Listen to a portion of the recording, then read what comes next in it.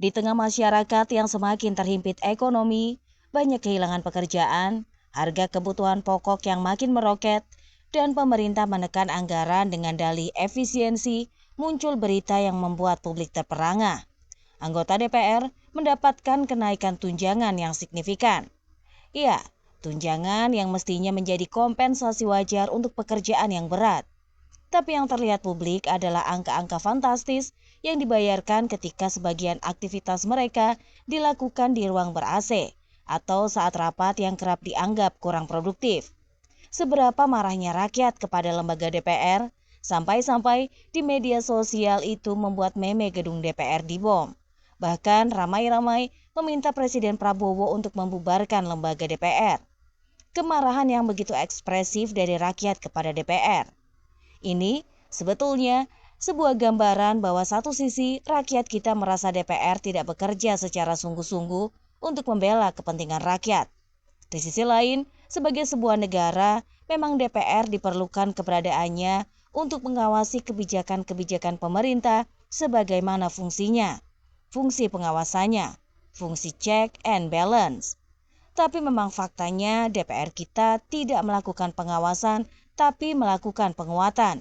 Penguatan yang kebijakan-kebijakan pemerintah yang tidak pro rakyat. Rumah dinas DPR diambil alih negara. Lalu kemudian negara pun memberikan uang sewa anggota DPR per bulan 50 juta rupiah. 50 juta jika dikali 10 berarti 500 juta. Kalau dikali 12, 600 juta per orang. 600 juta per orang per tahun. Kalau sewa rumah yang positioningnya di daerah-daerah elit di Jakarta, setahunnya hanya 300 juta. Kalau sewa rumah itu sudah bicara rumah di kawasan-kawasan elit, Kebayoran Lama, dan yang lain-lain atau di Kebayoran Baru, paling mahal antara 300 juta. Kalau kemudian anggota DPR per bulan mendapat 50 juta, artinya per tahunnya mereka mendapat angka yang begitu fantastis, hampir 400 miliaran. Kurang lebih seperti itu. Rumah dinas DPR sudah ada di Kalibata. Sudah dibangun sejak lama, yang selama ini selalu ditempati setiap anggota DPR dan tidak bermasalah. Persoalannya adalah anggota DPR ini rata-rata sudah punya rumah, belum jadi DPR, belum punya rumah di Jakarta. Dan sehingga mereka pun tidak mau tinggal di rumah dinas yang sudah dianggap kumuh itu. Karena rata-rata anggota DPR punya rumah mewah yang baru dibangun setelah jadi anggota DPR.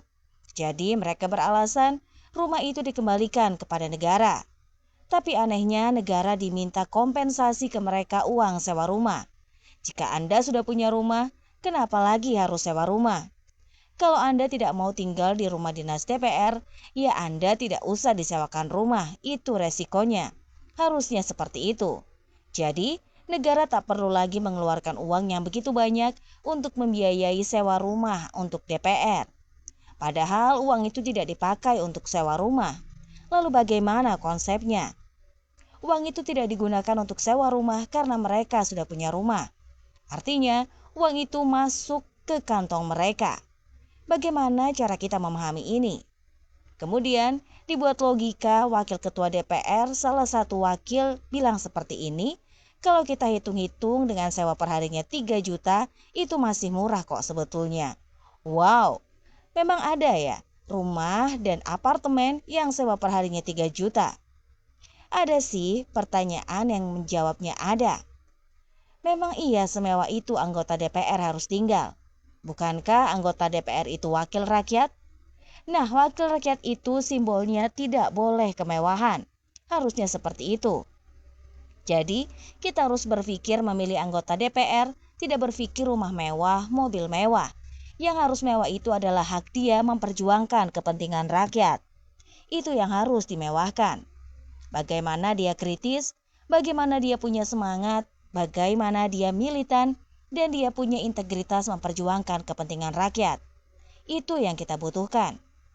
Tapi kalau kemudian yang Anda kejar itu adalah kemewahan, wah, mohon maaf dengan kata-kata ini. Ketika Anda mengatakan sebagai wakil rakyat, saya wakil rakyat. Kami tidak pernah mewakilkan kepada Anda untuk berbuat tindakan-tindakan yang melanggar hukum, norma dan etika. Semoga ini bukan hanya menjadi satu berita yang ramai dan selesai. dengan harapan ada koreksi internal di dalam, perenungan mendalam, dan elit-elit bangsa ini mau dibawa kemana, negara mau diarahkan kemana. Jadi jangan sampai rakyat hanya menjadi objek dari permainan elit-elit politik. Dan ini mungkin statement yang agak keras, karena ketika ada gaduh di masyarakat, Anda meminta ulama tolong teduhkan, tolong bantu kami. Tapi ketika kami hadir membantu Anda berbuat ulah. Faktanya kenaikan tunjangan ini bukan gosip belaka. Ada 3 komponen yang jelas, tunjangan rumah yang diberikan kepada anggota Dewan periode 2024 sampai 2029 tidak lagi mendapatkan rumah dinas seperti sebelumnya. Angka ini bebas digunakan untuk menyewa rumah, kos, kontrakan, atau bahkan hotel. Tunjangan beras juga mengalami kenaikan. Secara objektif, kenaikan itu ada, transparan, dan memiliki alasan administrasi. Tapi, mari kita berhenti sejenak dan membandingkan dengan realitas di luar gedung parlemen. Rakyat yang setiap hari bergelut dengan biaya hidup yang terus meningkat, yang berjuang mencari pekerjaan, yang masih terguncang akibat PHK massal. Mereka harus menelan kenyataan pahit bahwa sementara mereka berhemat untuk makan sehari-hari, sebagian pejabat publik justru menerima tunjangan yang jika dihitung bisa menjadi solusi hidup untuk beberapa keluarga selama berbulan-bulan. Apakah ini adil? Apakah ini rasional? 50 juta untuk sewa rumah di Jakarta misalnya, seakan-akan menunjukkan bahwa standar hidup pejabat publik jauh di atas kemampuan rakyat biasa. Padahal, sebagian pekerjaan DPR dilakukan di gedung yang sudah dilengkapi fasilitas lengkap bersama dengan protokol rapat yang kadang lebih formalitas daripada produktivitas nyata. Dan di sini, pertanyaan reflektif pun muncul. Seberapa proporsionalkah tunjangan ini dibandingkan dengan kerja mereka? Apakah kenaikan tunjangan ini benar-benar sebanding dengan hasil legislasi, pengawasan, dan representasi publik yang dilakukan? Apakah logika di balik kenaikan ini mempertimbangkan sensitivitas sosial atau sekedar mengikuti standar birokrasi tanpa melihat denyut nadi rakyat yang tersiksa? Kita bisa mengakui bahwa setiap pejabat publik berhak mendapatkan fasilitas yang wajar. Tapi wajar itu tidak selalu identik dengan berlipat-lipat.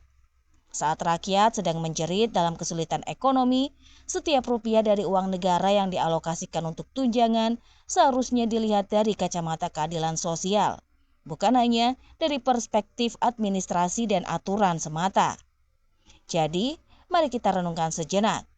Di satu sisi, anggota DPR melaksanakan tugas publik yang tidak ringan. Di sisi lain, rakyat sedang berjuang di tengah realitas pahit, PHK, inflasi, dan tekanan biaya hidup, di mana keseimbangan antara hak pejabat publik dan tanggung jawab negara untuk melindungi kesejahteraan rakyat. Pertanyaan ini bukan sekedar retoris. Ini adalah panggilan bagi kita semua, warga, pengamat, dan pembuat kebijakan untuk berpikir kritis tentang keadilan, logika, anggaran, dan sensitivitas sosial. Apakah kita sebagai bangsa akan membiarkan kesenjangan ini semakin nyata atau justru mendorong kebijakan yang lebih rasional, adil, dan manusiawi? Mari kita bicara jujur. Rakyat kecil hari ini harus memilih. Apakah uang dipakai untuk makan, bayar sekolah anak, atau bayar listrik yang naik tarifnya? Banyak yang bekerja serabutan hanya untuk bisa bertahan hidup sehari-hari. Lalu di seberang sana, di kursi empuk Senayan ada tunjangan rumah 50 juta per bulan. Pertanyaannya, rumah seperti apa yang butuh biaya 50 juta per bulan hanya untuk sekedar bertempat tinggal? Apakah rakyat salah jika merasa jumlah ini berlebihan? Ironinya, semakin mencolok ketika kita ingat jargon wakil rakyat. Wakil rakyat yang katanya mengabdi untuk kepentingan bangsa, tapi untuk sekedar tempat tinggal mereka butuh 50 juta per bulan. Bandingkan dengan rakyat yang harus puas dengan kontrakan sempit 500.000 per bulan di pinggiran kota. Apa bedanya representasi rakyat dengan representasi kelas elit? Jika pola hidupnya sudah demikian, jauh melayang dari kenyataan sehari-hari rakyatnya. Dan jika tunjangan beras 1 juta per bulan, beras apa yang dimakan? Apakah jenis beras premium yang ditanam di puncak Himalaya dengan air salju cair? Padahal banyak rakyat hari ini sudah menurunkan kualitas konsumsi. bukan lagi beras medium, tapi beras murah yang kadang bercampur butir patah hanya agar dapur tetap berasap. Rakyat antri minyak goreng, rakyat hemat gas 3 kg, sementara wakilnya mendapat tunjangan beras belasan juta.